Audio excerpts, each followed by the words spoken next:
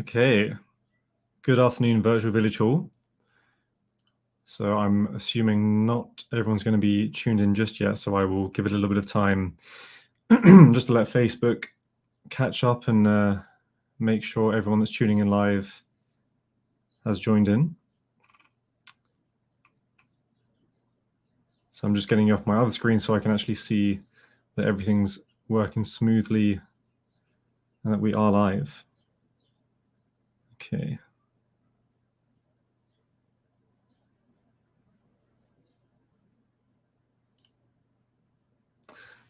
All right. Irene, hello. All right. Name I. Irene, hello. All right. Oh, do not want to be hearing myself through the computer. Apologies for that. Technical difficulties. So, yeah, if you're tuning in, let me know where you're tuning in from and how the weather is with you, because I'm cold. I thought it was summer. I'm trying to sit here in my shorts and realizing that I'm being optimistic. This English summer is not hitting quite as it should, really. So yeah, let me know where you're tuning in from. And in a moment, I will get started discussing things kind of related to this week's Men's Health Week, which is why I'm here live on a Wednesday today rather than a Monday, just featuring on a different day.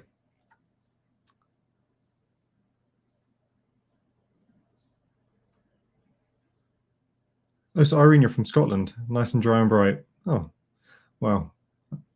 Pretty much dry and bright here, but yeah, again, it's cold. It's too cold for me. I'm not happy with it. I'll be honest. Okay. So we've got a few people tuning in. So yeah, good afternoon, Virtual Village Hall. So this week is Men's Health Week. And as you can see, this live is titled Why Men Should Meditate. And this is something that is very personal to me, very much a hot topic in my life. As, to be honest, it was meditation that saved me.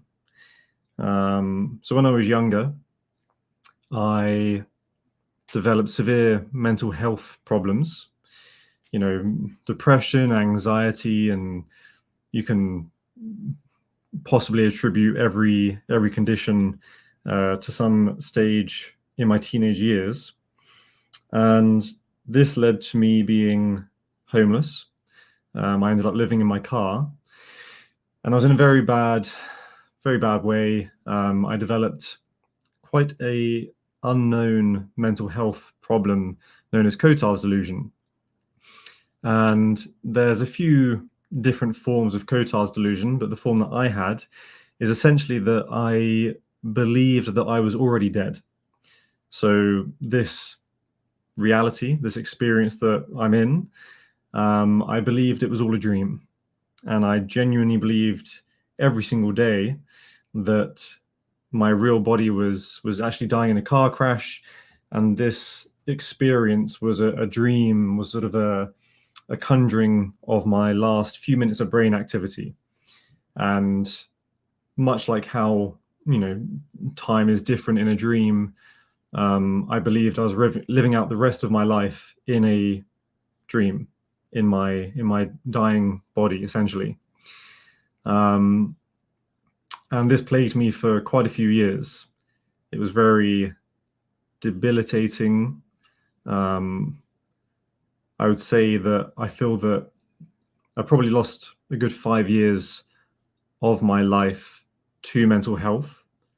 In that time period, there was no moving forward with anything. It was a complete standstill. And, if I'm honest, it was headed for a very short ending for my life.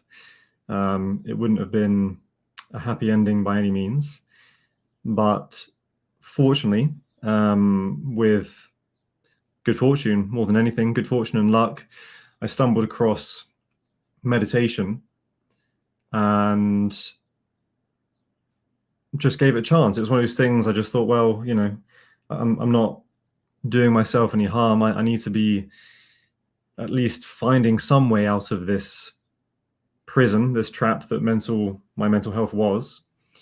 And so I started exploring meditation. And meditation is a very challenging practice. People approach it and they think if they can't do it straight away, then they can't do it. But meditation, pretty much like anything else, is a skill. Meditation is a skill that, you have to practice, do it every single day until you get the hang of it, until you understand it, until it starts actually really working for you. And this was like, I don't know, 12, 13 years ago now. So there wasn't all the meditation apps and everything that there is nowadays. So there was no teachers in the area offering meditation. It was very inaccessible, actually. It was very hard to discover anything about it. But, through reading books and just experimenting in every possible way that I could, eventually I discovered what meditation was about. And, well, it saved me, to be honest. If it wasn't for meditation, I wouldn't have been able to get a handle on my mental health issues. And even when I started to really understand meditation and it was benefiting me, it still took a good few years before it really got to the point where I was sort of able to say, okay, I'm no longer suffering with these mental health problems. And so, I would say that if it wasn't for meditation, I wouldn't be here. And it really was meditation that set me on this journey of obviously becoming first of all, a meditation teacher and then a yoga teacher, and then getting into further practices after that, which has obviously led to me being who I am today and what I do, and being here on the Virtual Village Hall. And, mental health is a big topic, a very complicated topic. There's a lot of nuance, between every single person. There's different reasons for experiencing these mental health issues. But meditation really can be not necessarily the cure-all, but definitely a powerful tool in coping with these struggles, coping with these problems. Simply because, mental health is a mental affliction, a mental condition. And when we start taking care of our mental health, when we start doing practices that teach us how to step outside of the mind and redirect our attention and our energy in a different way, then we start to remove the energy source, the fuel to the fire, that can be our mental health problems. And obviously the topic for today's session is, men's health and why men should meditate. And fortunately, being a man, I'm in a position to say something on this topic in respect of, men's mental health is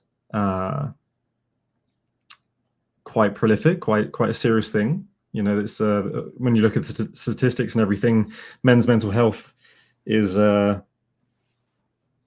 something that needs to be addressed. And the reason for this is that,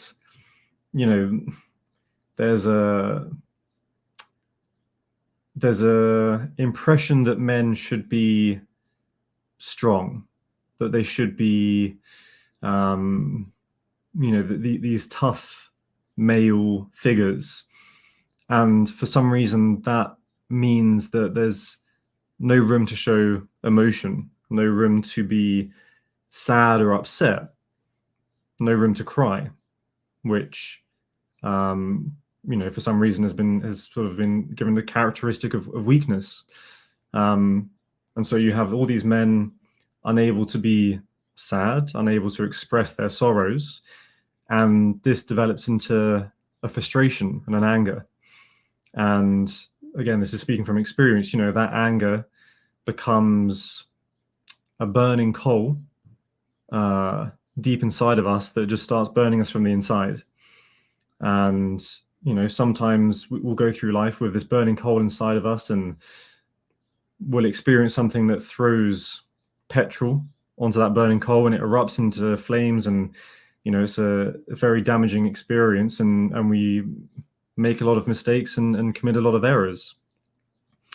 And so it's very much necessary to understand that meditation can help you to deal with these moments, deal with these experiences and these situations which would be fuel to the fire, in allowing us to essentially cool off, really, and to even recognize and admit that there is a burning coal inside of us that needs to be addressed before we completely burn ourselves out.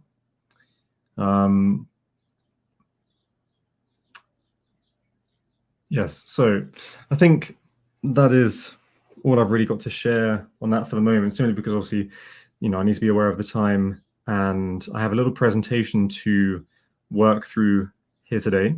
So if I just get the presentation put up on the screen, then there we go, we can start working through that. So I have a meditation course that I have, and it's kind of 6 classes. So this is actually the first one. And what I'm aiming to share with you today is the foundations to being able to meditate. Because there's a few misunderstandings about meditation that I would like to address and correct, so that when people start with their meditation practice, they'll realize that they're not encountering dead ends, but simply just hurdles, So today's presentation is Foundations to Meditation, or actually we won't be doing any meditation practice at all. We will be exploring relaxation and concentration. So before we begin, we're just going to take a moment to close our eyes, take a deep breath, and just feel our breath, just to take a moment to get out of the head, get out of the thoughts, away from the thinking, and just for a moment, feel the breath in the body. So breathing through your nose as you inhale, feel the cool air coming in through the nostrils, and the warmer air passing back out. Feeling the movement of your body as you breathe. Just allowing yourself to settle, to let go of any thoughts that may be passing through your head as you focus on your feeling, the feeling of your breath.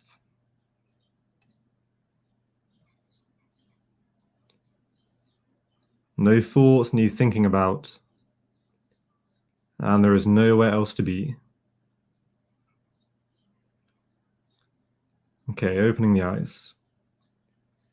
So that is a little mantra that I actually always say that at the beginning of every meditation that I do, because I think it really encapsulates quite simply, what a meditation should be. There's nothing that we need to think about, and we don't need to be anywhere else other than where we are. So this is a mantra that you'll always hear me say at the beginning of every single meditation that I do. Okay, so unfortunately the banner is just covering a few words, so not a problem. So basically what this is saying, this is what I've channeled my inner Yoda, and I've written that relaxation is the foundation. So if you are, there we go, banner's disappeared, that's handy. So if you are relaxed, then you can concentrate.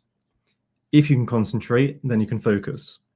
If you can focus, then you can have discipline. If you have discipline, you can do anything you want. And being able to do whatever you want to do is very relaxing. So it kind of it takes you out of the loop, the cycle of being stuck in these stressful habits. These stress. It's like let's say, for example, you've had a bad day, and because you've had a bad day, you want something easy for dinner, so you go and have some fast food, knowing that that's not really going to be to your benefit, but that's what you do anyway. So you've had a bad day, you have some bad food, you wake up the next day, you're not feeling that good, so you have another day that's not too good, and it's you kind of get into this cycle and this habit of habits that are not beneficial for you. Well, there's a different loop, a different sort of pathway that you can travel down, and that is start taking care of yourself so that you feel better, so you can take more care of yourself so you feel better. And the absolute foundation to that is being relaxed. So we're not going to cover this today just because of time, but very briefly, let's just think about the spine, as this does apply to what we're going to explore next. So the spine is the energy highway, the information highway of the whole of our body, whole of our anatomy. And very rarely do we allow that pathway to be straight and supported, allowing free flow of energy to travel through that highway. So the way to think of it here is like the river that I've shown in this image on the screen, where if you have a river and there's curves and bends, when there are curves and bends, then you have a depositing of sediment. So the energy, the free flow of the water gets slowed down, stuff gets deposited. The corners and the bends are where energy is lost. And it's very similar for the spine. If we are never laying flat on our back, then we are never giving our bodies the chance to be fully rested, fully relaxed, fully supported, to allow energy to get to where it needs to go. So, think about it. When have you ever just lain flat on your back on a firm surface? You may be thinking, okay, well, I sleep in my bed, but in our beds, quite often, especially if we're going to sleep, we might lie on our sides and lie on our fronts. People have all weird positions that they lay in. But not only that, but you've got the mattress, which will be kind of taking your spine out of alignment. You've got pillows and duvets and throws and all manner of things, which is just causing kinks and bends and movement in the spine that is not a clear channel for energy to flow through. And so the only way that we can actually the only practice we can do with our bodies that fully enables this free flow of energy is in yoga. It's known as shavasana, but essentially it's just a full relaxation posture where you lay flat on your back on the floor. So you've got the firm surface, your spine is fully supported, you're spreading your cells out, so you've got space in the legs, space in the armpits, and this way your spine, it cannot be more supported. That is perfectly set for your body to completely rest, completely relax, because there's no area in the body where, there's not an arm draped over that's pulling on a muscle, and everything can just soften, everything can relax. Now, I have used this image here because I have this lovely lady in the middle just demonstrating another option, another way of adopting this posture if you are someone that has a tight back. So if you lay flat on the floor and you experience a tension or a pulling or a tightness in your lower back, then you have got a tight lower back, which can be treated and corrected with a good yoga practice. But if you are not quite there yet in having a comfortable spine, comfortable back, then a way to avoid pulling on the lower back is to bend your knees, have your feet hip width apart, if not wider, and then rest the knees against each other. And so this just prevents you having to hold your legs in place. The legs will support themselves resting there, so you can still rest your body, relax your body, and get the most possible out of this relaxation posture. And a little tweak that I always recommend when you come into this posture is that either way, whether your knees are bent or not, you'll have 3 areas of your spine that kind of curve away from the floor. So when you lay flat on your back, it'll be your lower back, the space between your shoulder blades, and the back of your neck. And so when you lay down into this relaxation posture, you want to try and get all 3 areas of your spine to kind of make contact with the floor beneath you. So you'll press down your lower back, you press down between the shoulder blades, and when you press down to the back of the neck, the chin will tuck in slightly, so you'll actually lengthen more through the back of the neck. And this way, it just makes sure that sort of nothing is too high away from the floor, so that again the spine is as supported as it can be in this relaxation posture. So we're actually going to do a relaxation practice. I've definitely done this before, but quite a while ago now.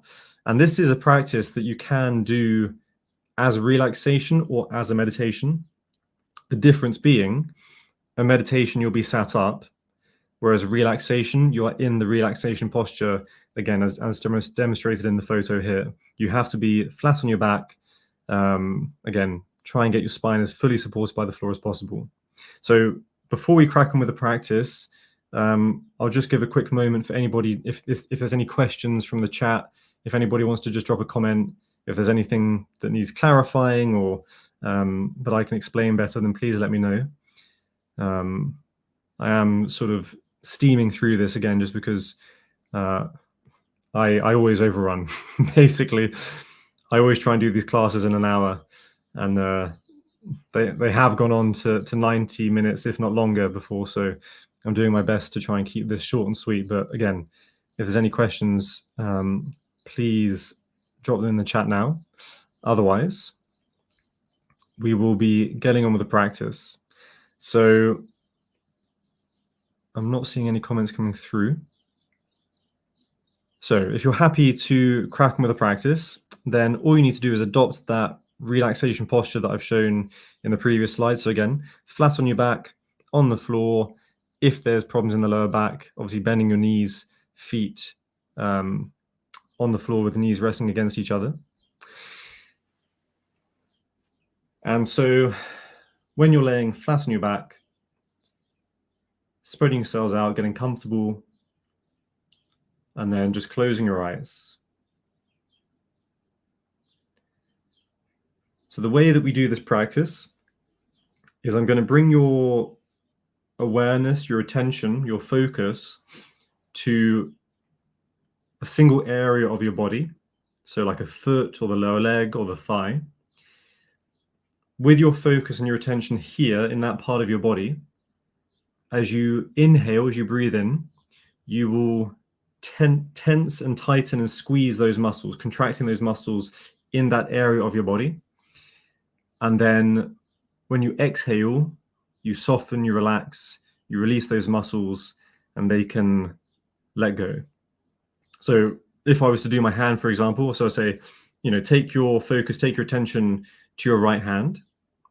I'm going to say inhale, and you're going to make a fist, and you're going to squeeze all the muscles as strong as you can in that right fist. So you're breathing in, inhaling, squeezing, and then when you exhale, you let go.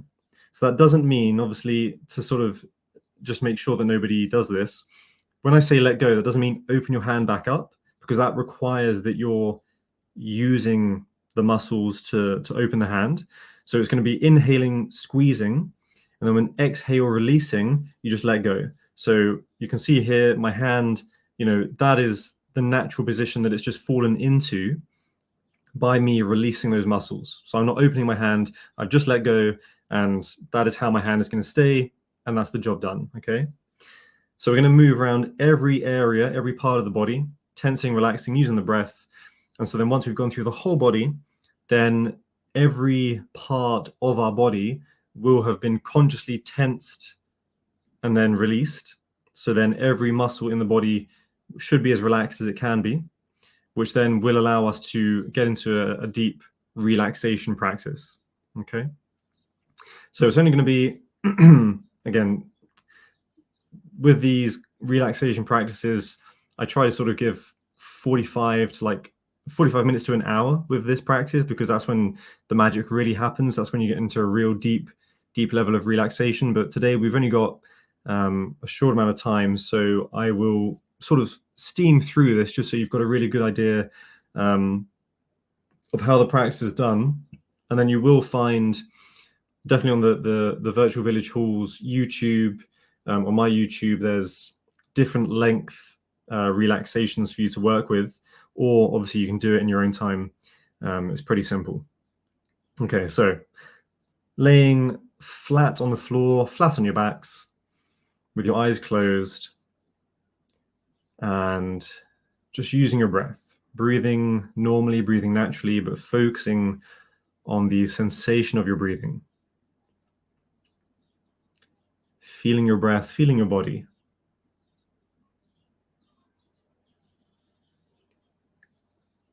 And so, first of all, bringing our focus, our attention into our feet. Connecting to the toes, sole of the foot, the heel. As we inhale, tighten, squeeze, contract, pull the toes in, press the heels down. Feel all the muscles contracting, squeezing, pressing, breathing in. And then as you exhale, release the muscles, soften the feet.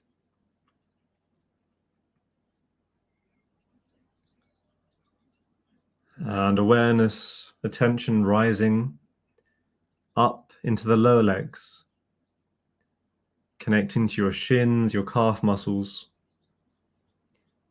As you breathe in, squeeze, compress, contract, tightening, squeezing, pressing, breathing in deeper. As you exhale, soften the muscles, relaxing your lower legs, letting go.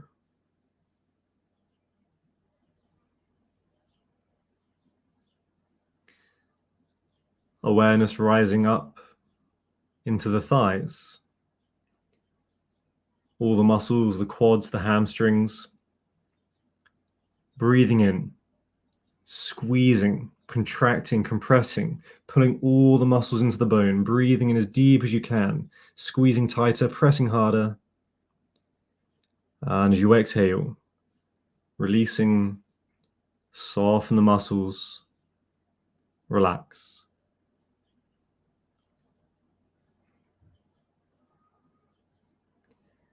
Bringing your attention into your right butt cheek, the right buttock. As you breathe in, squeeze the muscle, press it down into the floor, pull the muscle in, compressing, squeezing, tightening. As you exhale, soften the muscle, relax. Bringing your attention into the left buttock. Again, as you breathe in, squeezing, tightening, contracting, pulling, pressing. As you exhale, soften the muscle, relax.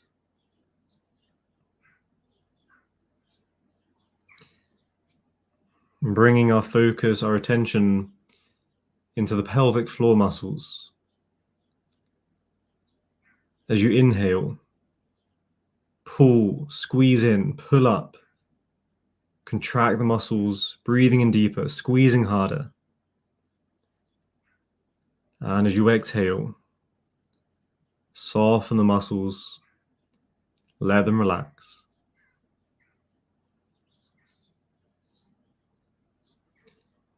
And now, connecting to the whole of your hips, the whole of your pelvis. So your bum, your pelvic floor muscles, everything in between. As you breathe in, squeezing, contracting, pressing, pulling, tightening, breathing in deeper, squeezing harder. And as you exhale, soften the pelvis, relaxing the muscles.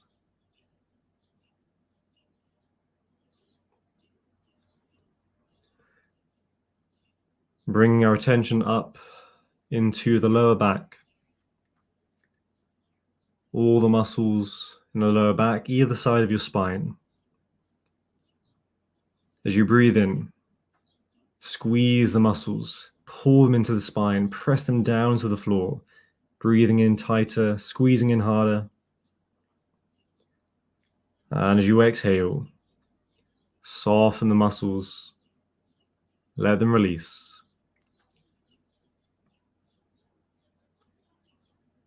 Calming into the stomach, the belly, the abdomen, connecting to your abdominals. As you breathe in, expand the belly as big as you can. Push your belly button away from you. Breathe in deeper. Expand the belly larger. As you exhale, let go of your breath. Soften the muscles. Soften your belly.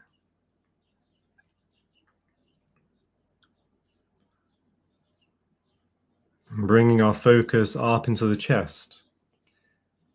Connecting to your breast, your pectoral muscles. As you breathe in, pull the muscles in, squeeze them into the ribs, pull them into the body, breathing in deeper, squeezing harder. As you exhale, softening your chest, relaxing the muscles, letting go.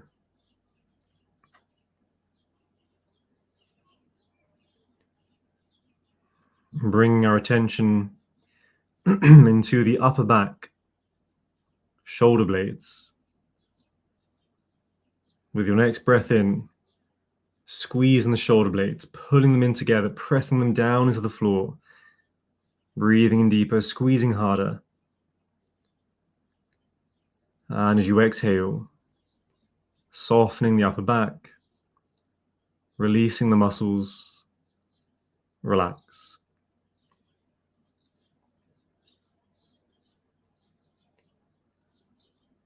Bringing your attention to your hands. As you inhale, making fists and squeezing your fists as strong as you can.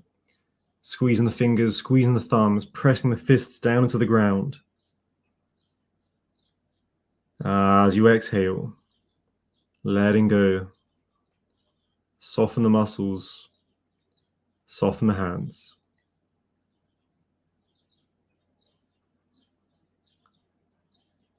Focusing now on the forearms. All the muscles as we breathe in, squeezing them in, tightening, pressing, contracting, pulling. Breathing in deeper, squeezing harder. And as you exhale, softening your forearms, let them release.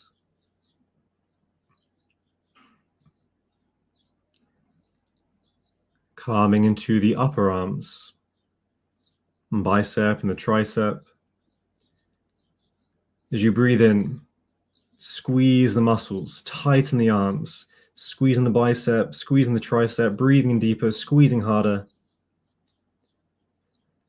As you exhale, soften the arms, letting go.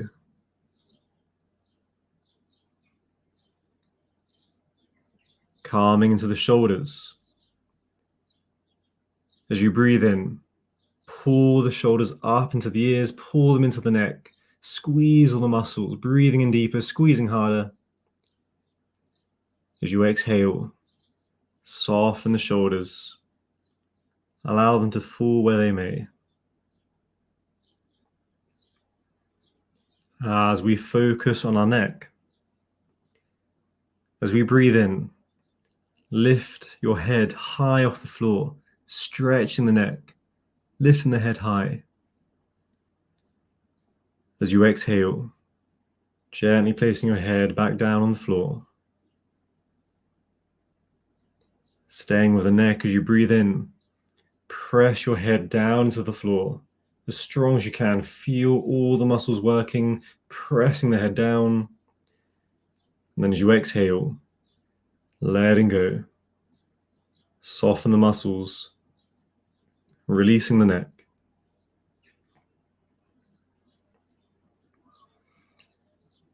And bringing our attention up into the jaw. As we breathe in, open the mouth as wide as we can, stretch the jaw. Breathing in deeper, open a bit wider. And as you exhale, soften your jaw. With the jaw soft, the teeth should not be together. Maybe the mouth is slightly open. Allow the jaw to just be soft. As you bring your focus into your face, all of your facial features, connecting to your cheeks, your lips, your eyes, your eyebrows. With your next breath in, squeeze everything into the center of your face, pulling all the muscles into the nose. Scrunch your face, squeeze your face, breathe in deeper, squeezing harder. And as you exhale, softening your face, relaxing, letting go.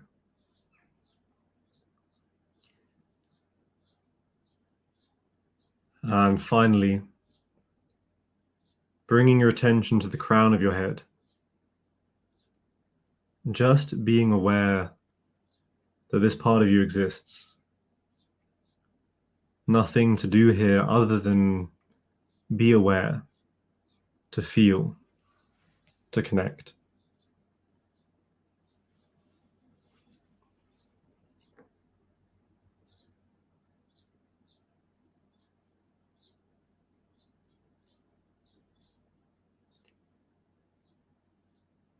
And then to finish our practice,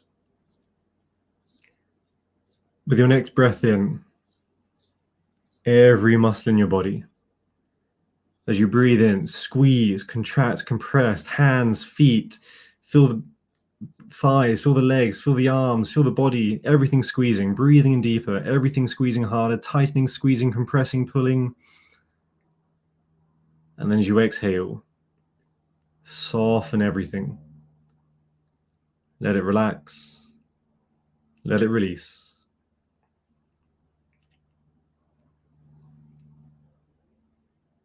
So now you have worked every muscle in your body, consciously engaging, flexing, contracting, and consciously releasing, letting go. Feel your body at ease. Everything is soft.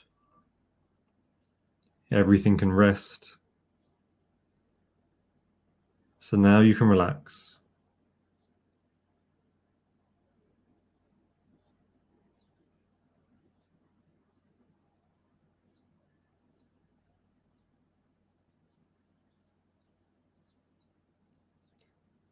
But then when you're ready,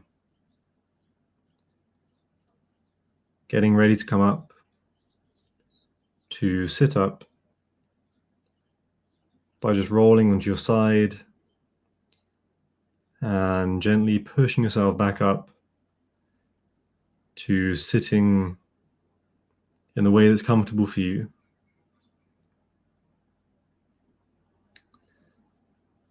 Okay, so that was a quick demonstration of the relaxation practice. Now, when you do this by yourself or using any of the other videos available on the Virtual Village Hall or on my YouTube, then you can go through the tensing and relaxing of the body slower, really connecting to, rather than both feet at the same time, connecting to one foot and the other foot, that kind of thing, very, very, piece by piece, part by part, very methodically working through the body.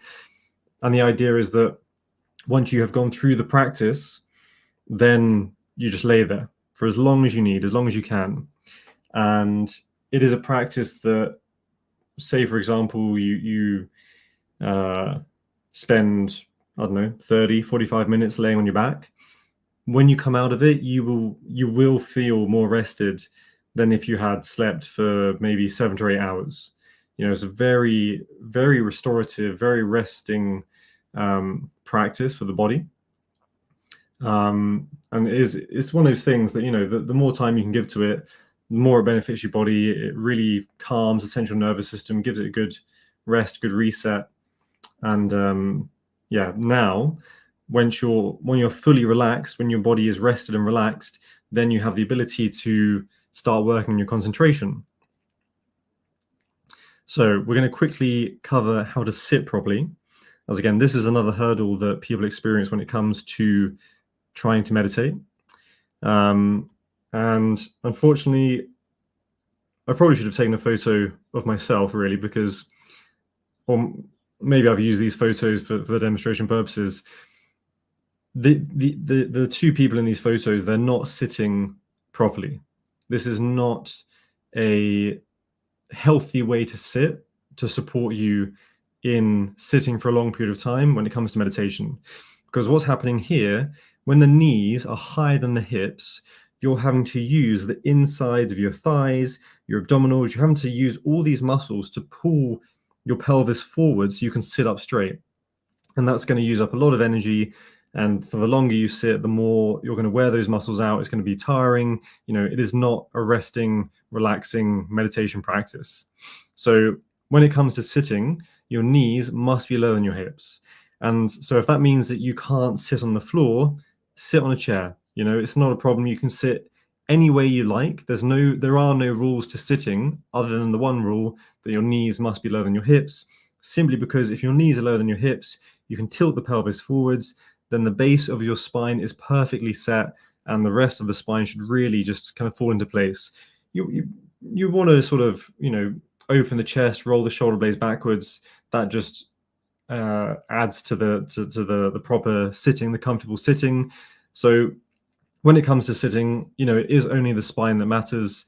What you're doing with your legs doesn't matter so long as you're managing to keep your knees lower than your hips.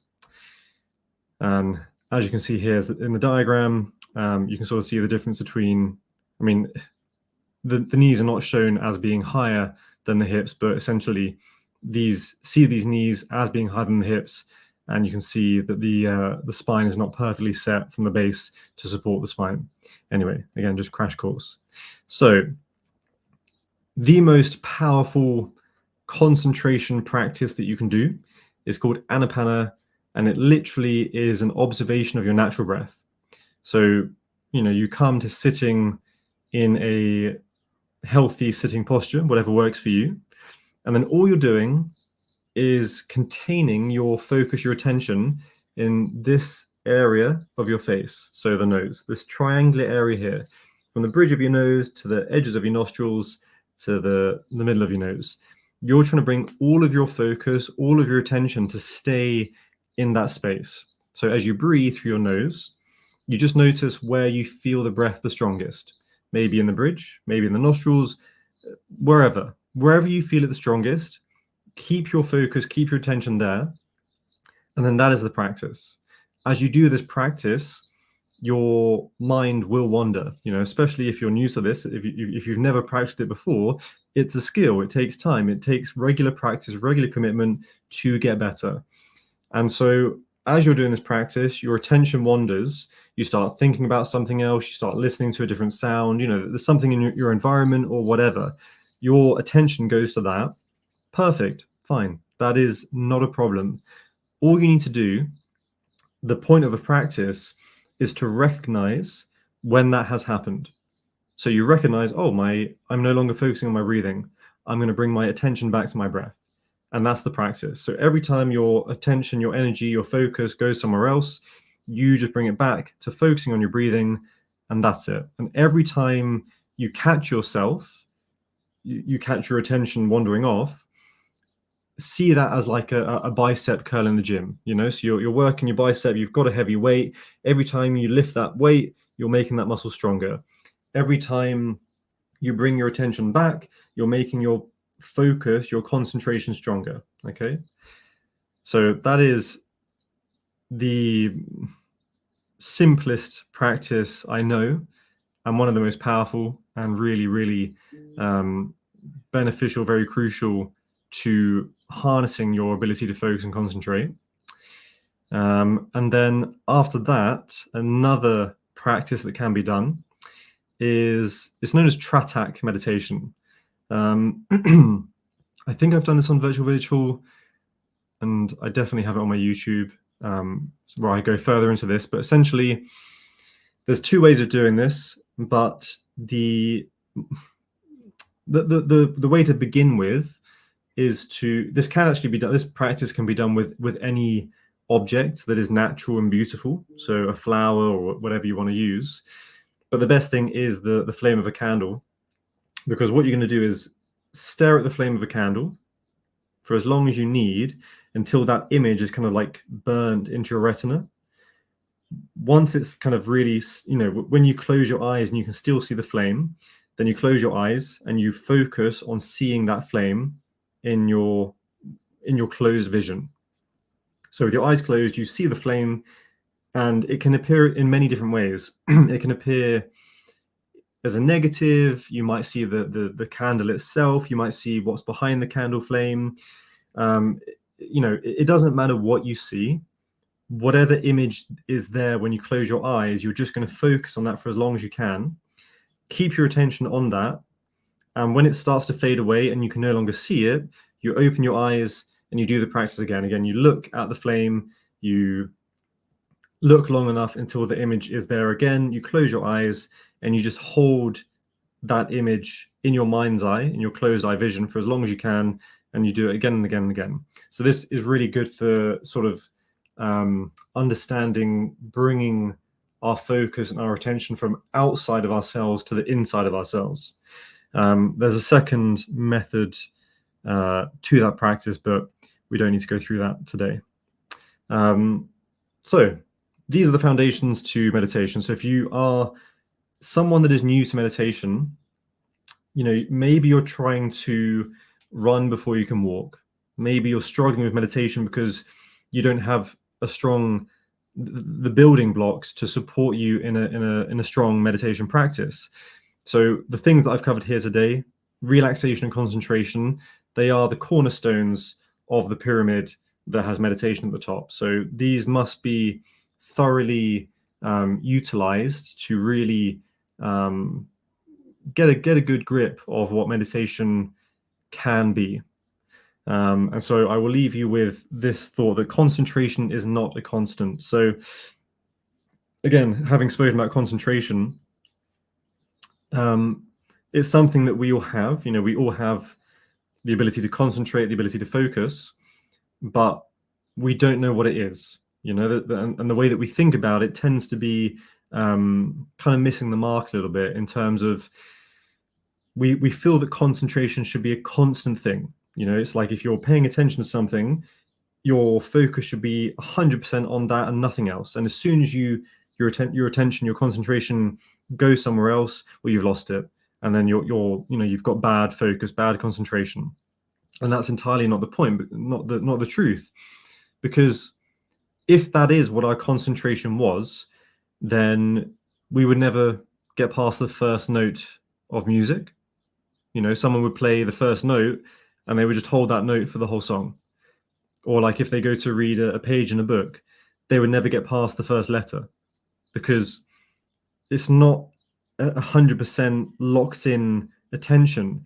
It's a constant reapplication of energy. So to read the music on, to read music or to read words in a book, you have to take your attention to several letters to read a word.